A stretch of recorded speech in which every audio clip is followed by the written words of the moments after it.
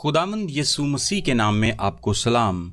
आज हम इस बात पर गौर करेंगे कि खुदावंद यीशु मसीह ने बपतिस्मा क्यों लिया।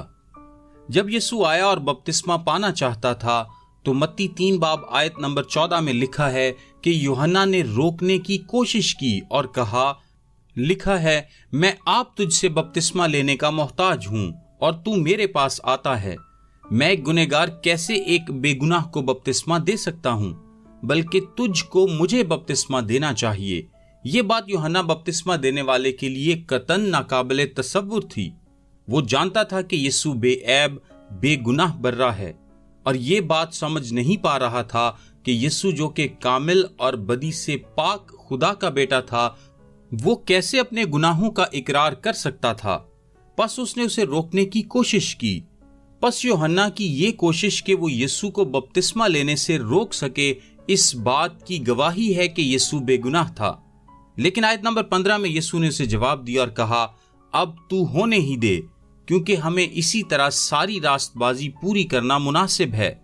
बस उसने होने दिया। इससे यीशु की क्या मुराद थी कि सारी रास्तबाजी पूरी करना मुनासिब है।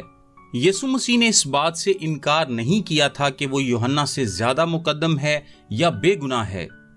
अब तू होने ही दे से मुराद है कि बपतिस्मा लेने का अमल अगरचे देखने में नामुनासिब मालूम हो तो भी वो उस मखसूस वक्त के मुताबिक मुनासिब था। यूं दिखाई देता है कि बपतिस्मा लेने के लिए खुद को पेश कर देने के पीछे एक वजह ये थी कि वो अपने पैरोकारों को फरमाबरदारी का एक नमूना दे सके। बादशाहों का बादशाह होने के नाते यीशु मसीह जानता था कि उस पर ऐसी कोई जिम्मेदारी आयद नहीं होती कि इंसानी हुकूमतों को महसूल अदा करे। सो जब एक मौके पर पतरस ने इस मामले के बारे में पूछा तो यीशु ने जवाब दिया, ऐ शमाउन, तू क्या समझता है? दुनिया के बादशाह किन से महसूल या जजिया लेते हैं, अपने बेटों से या गैरों से?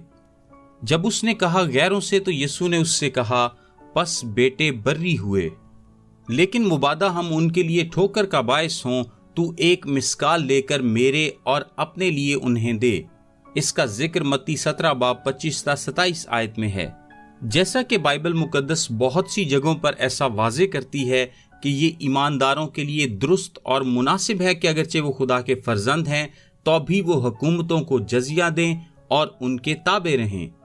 यीशु मसीह ने हर एक मामले में फरमाबरदारी का नमूना दिया।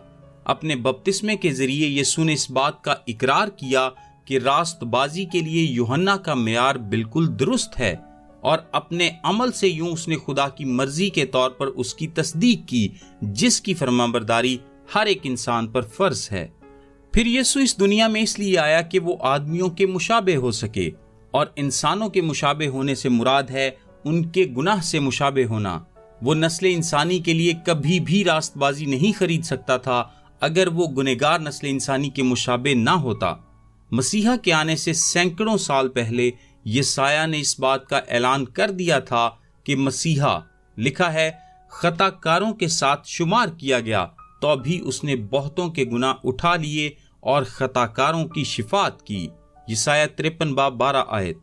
यीशु का बपतिस्मा इस बात की अलामत भी था कि खुदा का बेगुनाह बेटा होने के बावजूद वो इंसानों की गुनहगार हालत में उनके मुशाबे होने के लिए तैयार है, जिन्हें वो बचाने आया है।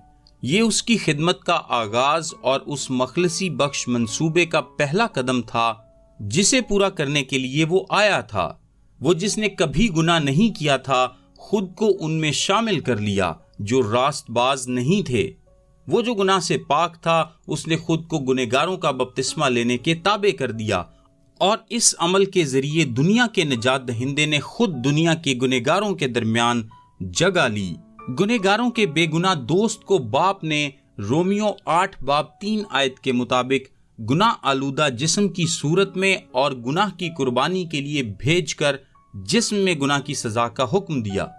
जो गुनाह से वाकिफ ना था, उसी को उसने हमारे वास्ते गुनाह ठहराया ताकि हम उसमें होकर खुदा की रास्तबाजी हो जाएं। इसके सिवा सारी रास्तबाजी पूरी करने का कोई और जरिया नहीं था। मौत और जी उठने का अमल इस सारी रास्तबाजी के पूरे होने के लिए बिल्कुल मौजू मालूम होता है, जिसे यीशु पूरा करने का ख्वाहिशमंद था। پس میرا ماننا یہ ہے کہ وہ اپنی موت اور جی اٹھنے کو نمونے کے طور پر پہلے ہی سے عمل میں لا رہا تھا۔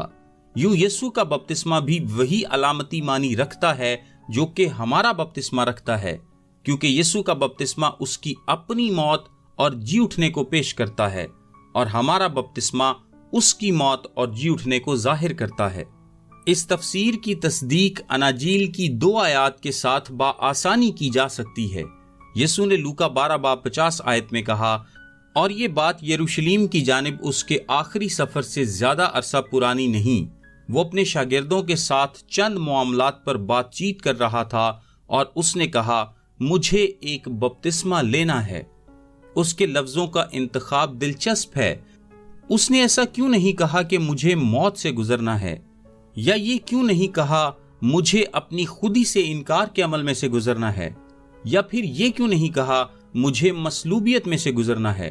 اس نے کہا، مجھے ایک بپتسمہ لینا ہے، اور جب تک وہ نہ ہو لے میں بہت ہی تنگ رہوں گا۔ وہ اپنی موت کو ڈوبنے کے یعنی غوطہ لگانے کے عمل کے طور پر دیکھ رہا تھا، یعنی مرنے اور پھر سے جی اٹھنے کو۔ اس کے بعد مرکز 10:38 آیت میں یسوع نے یعقوب اور یوحنا سے کہا جو بادشاہی میں دائیں اور بائیں بیٹھنا چاہتے تھے۔ یسوع نے ان سے کہا، تم نہیں جانتے کہ کیا مانگتے ہو؟ جو پیالہ میں پینے کو ہوں کیا تم پی سکتے ہو؟ اور جو بپتسمہ میں لینے کو ہوں تم لے سکتے ہو؟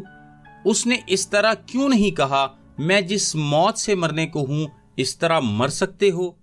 اس نے تشبیہاتی انداز میں بات کی۔ اس نے اپنی موت کو بپتسمہ کے طور پر دیکھا، کیونکہ یہ ڈوبنے کے مترادف تھا۔ ڈوبنا موت اور دفن ہونے کو ظاہر کرتا ہے، اور وہ زندہ ہو کر باہر آیا۔